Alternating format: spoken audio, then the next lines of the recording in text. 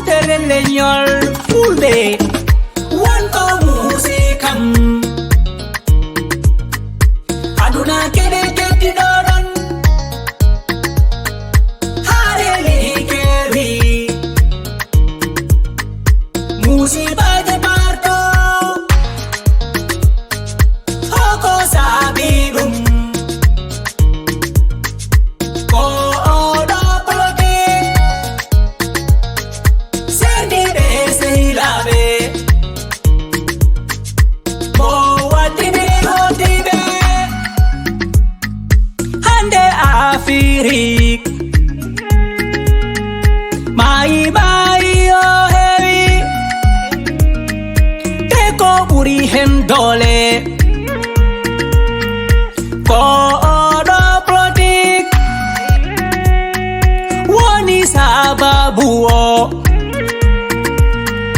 Lady Senegal Lady Guinea Helbe mbasi pitali muyen sabunde o politik bo sendi jidube bo yakindiri ko digal bo sendi sailabe ko musikam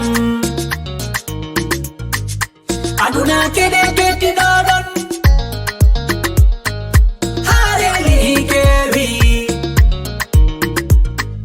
musibaje partu hoko sabidum ko odo politik serdi desilabe bo wadibiri hotibe bandam rento politik wotimbo waddi dirma ebe seilabe ma bandam rento politik wotimbo waddi dirma e jidigal ma bandam rento politik wotimbo waddu ma e hotibe ma bandam rento politik wotimbo waddu ma e seilabe ma be ngiro ngayo hewi gatiren hakillaji men poton andu kalalamido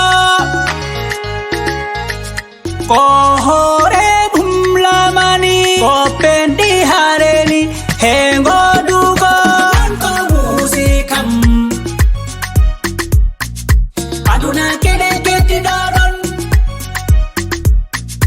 hareli keri musibaje partu hoko sabidum ko